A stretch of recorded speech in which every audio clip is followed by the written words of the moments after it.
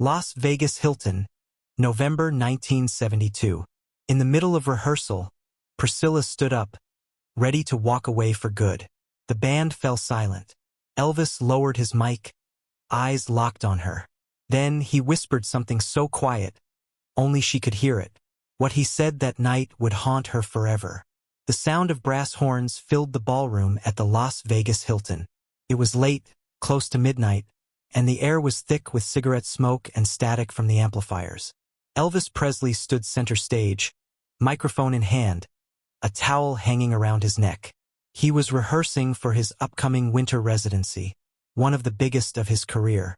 His voice echoed off the marble walls, each note vibrating through the empty seats like thunder rolling across a desert. But down in the front row sat someone who wasn't clapping, wasn't smiling, wasn't even pretending. Priscilla. She had flown in quietly the night before, unannounced. Everyone knew there had been tension for months. Long absences, quiet dinners, too many tours. But no one expected what was about to happen. Elvis caught sight of her between songs. His expression softened, the swagger in his stance faltering. "You didn't tell me you were comin'," he said with a faint grin. She smiled politely but didn't answer. The band started Can't Help Falling in Love. The lights dimmed slightly, casting him in warm gold. His voice was smooth, almost fragile. Yet as he sang, Priscilla's eyes filled with tears. She wasn't crying because of the song. She was crying because it no longer felt true. When the last note faded, the room hung in silence. Then she stood up. She said softly. "We need to talk." The backup singers glanced at each other. The guitarist stopped tuning. Even the air conditioner seemed to hush. Elvis blinked, confused. "Right now?" "Yes," she said, her voice trembling but steady. "Because if I don't, I never will." He stepped down from the stage, boots tapping against the floor. "What's this about, Scylla?" Her eyes glistened under the stage lights. "I can't do this anymore." The room froze. Elvis set the microphone down. His jaw tightened. "Do what?" "Pretend," she whispered. "Pretend we're still the same people we used to be." No one moved. The horn player shifted awkwardly, his mouth still pressed to the brass. Priscilla's hands were shaking. "You're never home. You're always surrounded by people. But I've never felt so alone." For a moment, Elvis just stared at her, as if the words didn't register. Then he looked at the band. "Take 5, he muttered. The musicians slowly left the room, their footsteps echoing. Only the two of them remained, surrounded by silence, microphones, and half-empty coffee cups. Elvis rubbed the back of his neck. "You're talking about leavin'?" Priscilla didn't answer right away. She looked at the stage, at the microphone where he'd just been singing about love he couldn't stop feeling. Then she looked back at him. "I'm not talking about it, Elvis. I already did." He took a step closer. The gold pendant around his neck caught the light. "Don't say that, baby." "I mean it," she said. "I've been meaning it for a long time." Elvis swallowed hard, his voice cracking for the first time that night. "You picked tonight to tell me that?" She nodded. "Because tonight, I finally realized you sing to everyone else, but not to me." That sentence hit him like a punch. His shoulders fell. For the first time in a long time, Elvis Presley, the man who could command thousands, couldn't find a single word. He opened his mouth to speak, but nothing came out. Then, quietly, almost to himself, he whispered, "Don't go." Priscilla froze. It wasn't loud. It wasn't dramatic. It was just real. A man stripped of his spotlight, asking the one person who knew him best to stay a little longer. For a second, she almost did. Almost. But she turned toward the door instead. Have you ever heard someone say your name in a way that made you want to forget every reason you had to leave? Because that's what that whisper sounded like. And it would echo in her mind for the rest of her life. The next morning, the Hilton rehearsal hall was quiet. The instruments sat untouched. The microphone stood alone under a single spotlight. What had happened the night before wasn't just an argument. It was the unraveling of something sacred.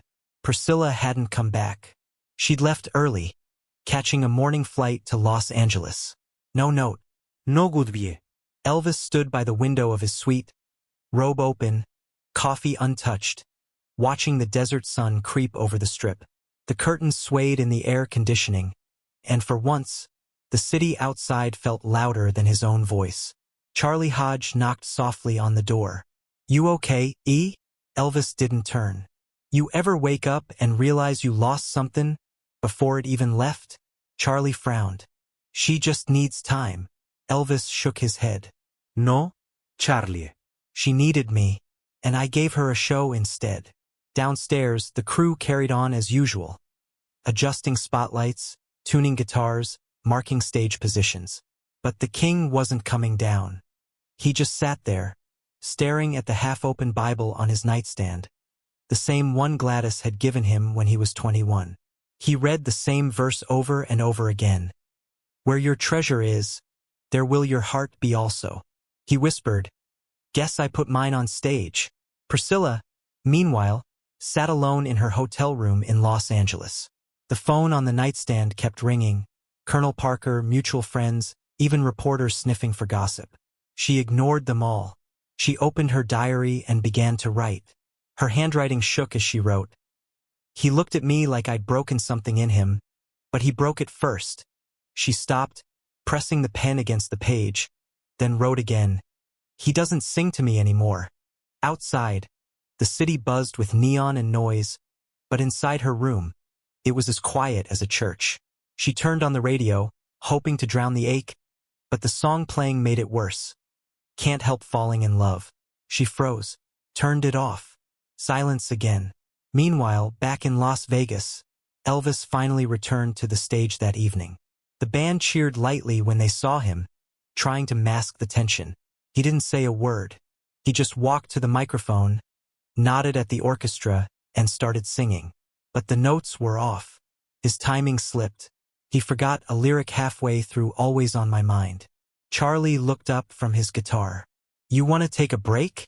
Elvis didn't answer. He just set down the mic, rubbed his eyes, and whispered, "Let's start again." They did. 3 more times, each worse than the last. Finally, he walked off stage, down the hallway, and into the small dressing room with the cracked mirror. He sat on the stool and stared at his reflection. The makeup lights flickered. For a moment, he didn't see Elvis Presley, the icon. He saw the man who had once chased a dream barefoot through the streets of Tupelo, the one who promised a girl he'd never let her feel alone. He whispered, "When did I start singing for everyone but her?" He reached into his pocket and pulled out a small locket Priscilla had given him years ago. A picture of her on one side, Lisa Marie on the other. He opened it and stared until his eyes blurred. Charlie found him there 20 minutes later. The band's waitin'." Elvis smiled faintly. "Let him wait. The show's not the only thing I need to fix." That night, instead of rehearsing, he sat by the piano in his suite and wrote down a few lines on hotel stationery. "If love is the stage, I've been bowing to the wrong crowd." He folded the paper and slipped it inside the Bible next to his mother's verse. "Have you ever realized too late that the person you love was never asking for perfection, just presence?" That's what hit him that night. He could fill arenas, but he couldn't fill the space she'd left behind. And the more he tried to sing through the pain, the quieter the music inside him became. 2 nights later, Elvis returned to the Hilton stage. The lights burned bright, but something in him had dimmed. The room was half empty. A closed rehearsal, only his band, his manager, and a handful of sound techs. But for Elvis, the silence was deafening. He adjusted the mic, motioned to the band. "Let's take it from the top," he said. His voice sounded steady, but his hands trembled. They began Can't Help Falling in Love. It was supposed to be just another warm-up. But halfway through the first verse, he stopped. "Hold up." The band froze.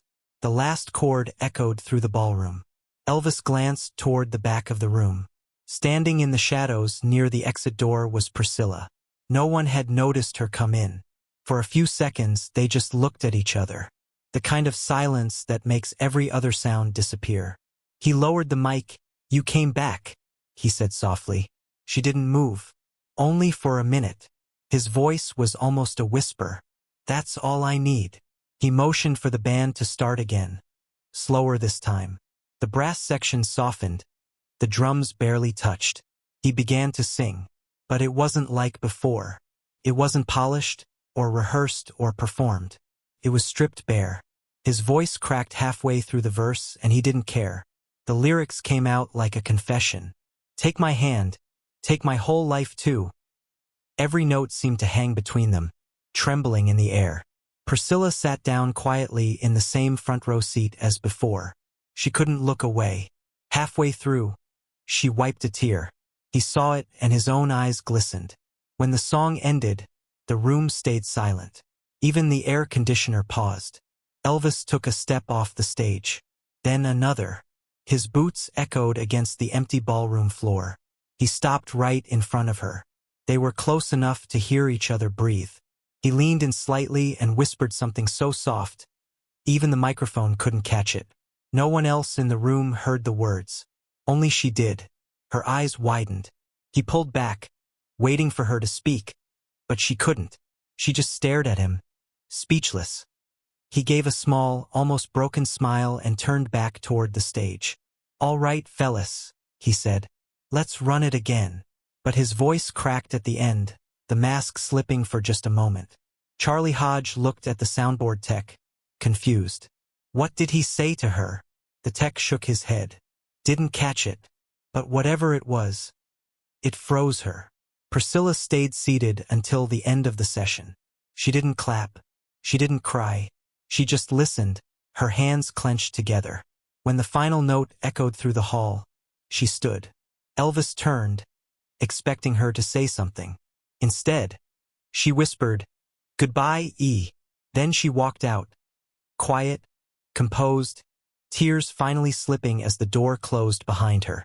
Elvis stood motionless, mic still in hand, eyes fixed on where she'd been.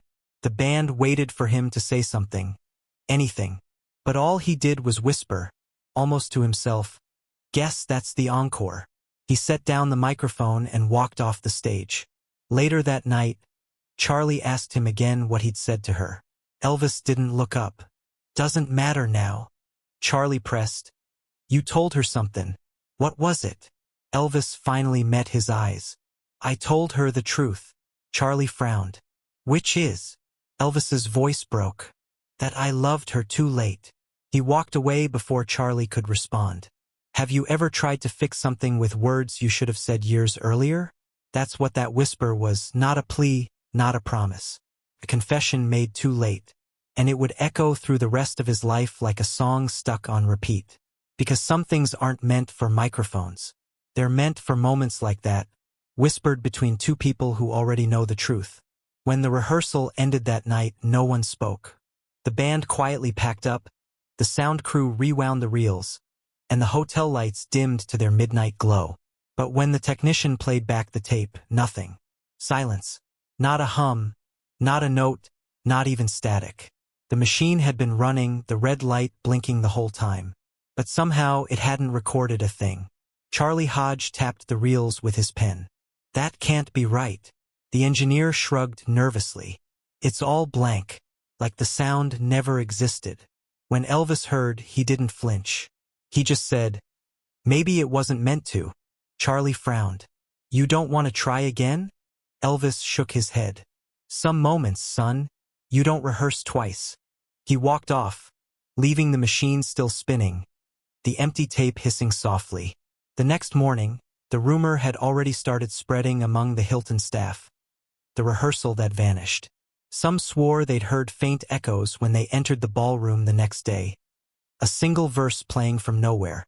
By noon, Priscilla was already back in Los Angeles. She hadn't called, but Elvis didn't expect her to. He stayed in the same suite for 3 more days, refusing visitors.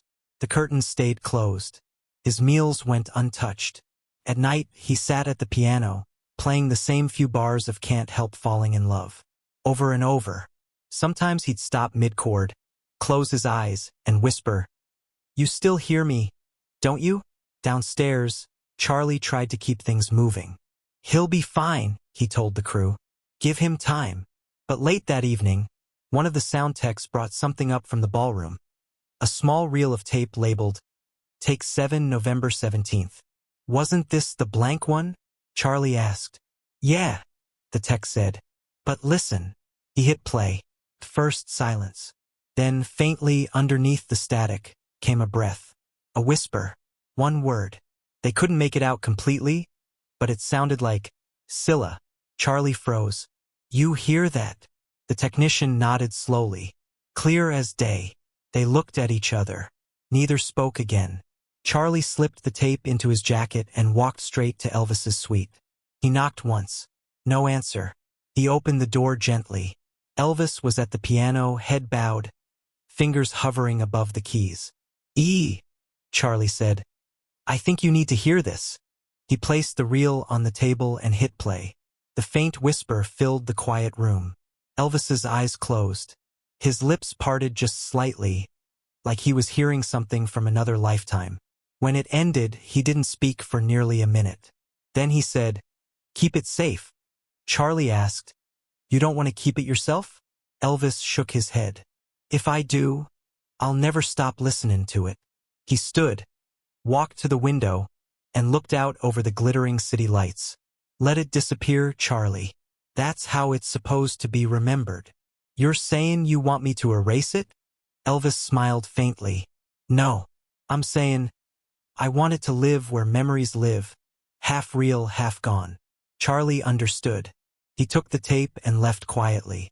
That night, he stored it in a hotel safe, the key hidden inside the lining of one of Elvis's jumpsuits. For years, no one mentioned that reel again. But rumors spread about a lost recording, about a whisper caught in the dark, about a moment between Elvis and Priscilla that vanished into thin air. Fans started calling it the silent song. Some even claimed bootlegs existed, though none were ever found. And decades later, when historians looked back through hotel logs and studio notes, they found an entry written by hand at the bottom of a page. Take 7, no audio. Reason unknown. No one could explain it, not even the engineers. But those who were there swore the air in that ballroom changed that night. They said if you stood there long enough, you could feel something lingering, like a song still trying to play, even after the music stopped. Have you ever felt a memory so strong it played louder than the truth? That's what that rehearsal became. A ghost note, a love that never quite faded, echoing in the space between silence and sound. A week after the missing tape incident, the Hilton residency ended. Elvis finished the final show like nothing had happened, smiling, joking, bowing to the crowd. But his eyes told another story. When the curtains closed, he walked straight past the reporters, past the fans, straight into his dressing room. He locked the door behind him. Inside, the makeup lights flickered against the mirror. Sweat and glitter still clung to his skin. He stared at his reflection. Not the legend, not the king. Just a man who'd lost the only person who made the fame feel real. He reached into his jacket pocket and pulled out a folded piece of hotel stationery. The same one he'd used days earlier to write that unfinished line, "If love is the stage." He sat down and started writing again. The pen scratched quietly.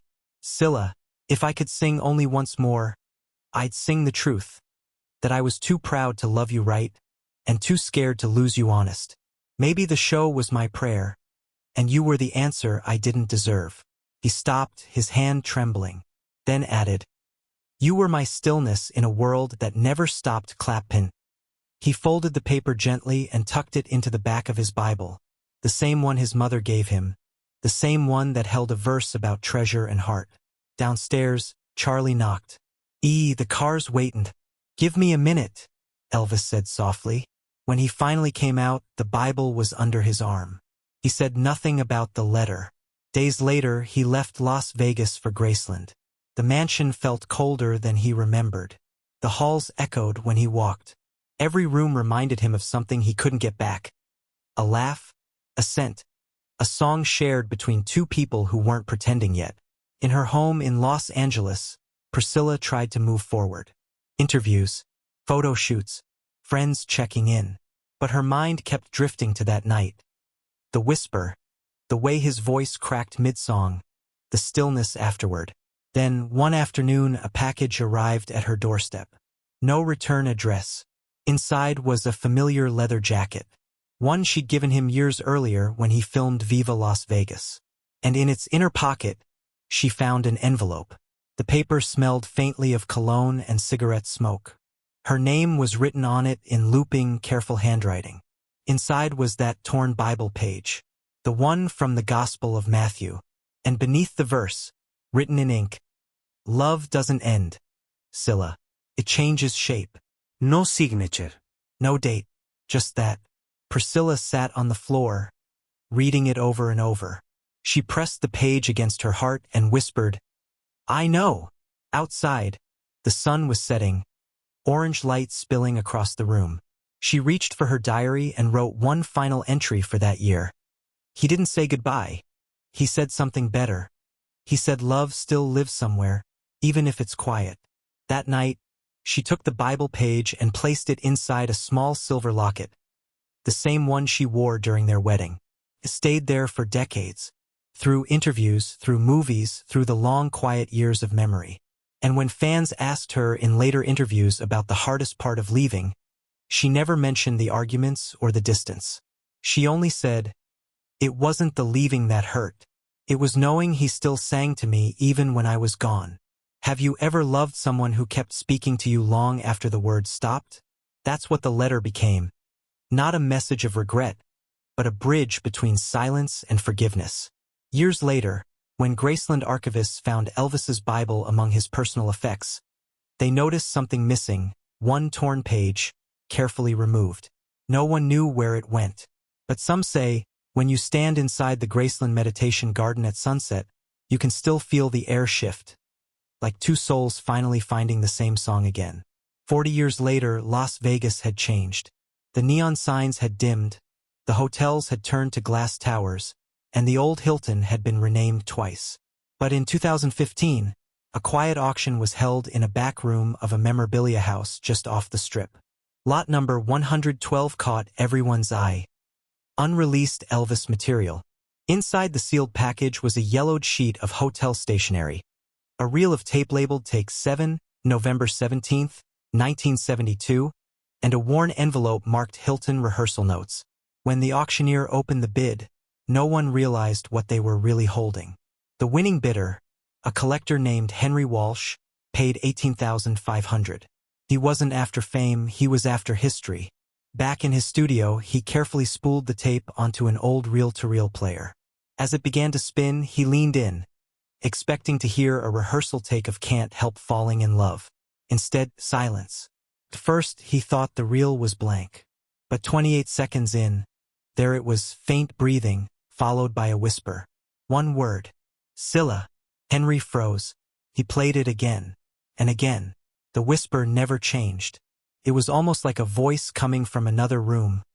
Close, but unreachable. A chill ran through him. He contacted a local historian who'd worked on the Graceland Legacy Project. When she heard it, she just whispered, "That's not a rehearsal. That's a goodbye." Weeks later, Graceland confirmed the handwriting on the stationery matched Elvis's. The sheet had one line scrawled across the top. For her. My final rehearsal. The find made headlines across fan circles. But mainstream media barely noticed. It was too personal, too quiet. Still, the story spread through fan clubs, message boards, late-night radio. People began calling it the whisper tape. In 2017, during the 40th anniversary of Elvis's passing, Graceland quietly displayed the reel and letter in a small, dimly lit room of the museum. No music played, only the faint sound of the reel turning on loop, a whisper repeating through time. Visitors described the room as the quietest place in Graceland. Some cried, others prayed. A few just stood there, not saying a word. In one corner of the exhibit stood a single glass case. Inside was a small silver locket, open to show a folded piece of paper, the torn Bible page. It had been donated anonymously. On the display card, one sentence read, "Loaned by a private collection, once belonging to Priscilla Presley." When the lights dimmed at closing time, staff swore the tape clicked once, like a soft heartbeat. The curator later said, I've never seen people go silent that way. It wasn't sadness. It was something else.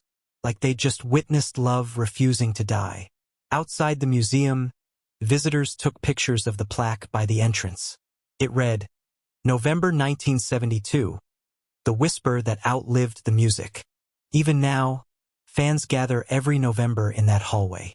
They leave letters, flowers, sometimes even torn pages from their own Bibles. No one tells them to, they just do. Have you ever seen a story so strong it kept living long after the people were gone? That's what the whisper tape became, not a rumor, not a recording. A piece of shared faith between millions who never met the man, but still felt what he couldn't say out loud. As one visitor wrote in the guest book that year, he sang to her once. Now the world listens. Graceland, present day. The morning sun cuts through the trees, lighting up the white columns of the mansion. Tourists line up quietly outside, clutching their tickets, whispering the same phrase you hear every day here. I still can't believe he's gone. Inside, the house feels frozen in time. The shag carpet, the gold records, the faint smell of cologne and dust. But in the meditation garden, just behind the house, something new catches visitors' eyes. A small bronze plaque, simple, elegant, unassuming. It reads, For her, my final rehearsal. No one knows who placed it there. Not officially. Some say Priscilla herself approved it. Others believe it was the Graceland Foundation, honoring that rediscovered tape. Either way, it stands there, glinting under the morning light. And when the wind blows through the garden, you can almost hear it, that faint whisper from the Hilton ballroom, carried across 50 years of time. A group of fans gather, mostly older now, holding photos, candles, and letters. One woman in her 70s reads from a notebook. He wasn't perfect, she says softly, but he was trying. Her voice trembles. Maybe that's enough. Others nod, some crying, some smiling, because that's what Elvis's story became. Not one of perfection, but of a man trying to love the world while learning how to love one person right. Inside the mansion, a guide tells a story to the new tour group. They say the night before his last concert, he sat by the piano and whispered something no one ever wrote down. The group leans in. What did he say? A young boy asks. The guide smiles gently. No one knows, but maybe it wasn't meant for us. The boy frowns. Then why tell the story? She looks out the window toward the garden. Because it reminds us that even legends have hearts that break. Across the world, millions of fans still play that one song.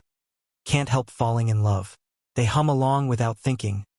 But if you listen closely, you realize the lyrics hit differently once you know what he whispered. Take my hand. Take my whole life too. It's not just a love song anymore. It's a promise and an apology woven into melody. That's what Priscilla understood all those years later.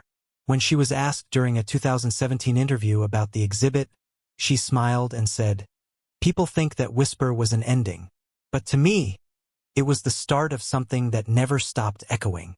The interviewer asked what she meant. She paused, eyes glistening. He didn't ask me to stay. He asked me to remember.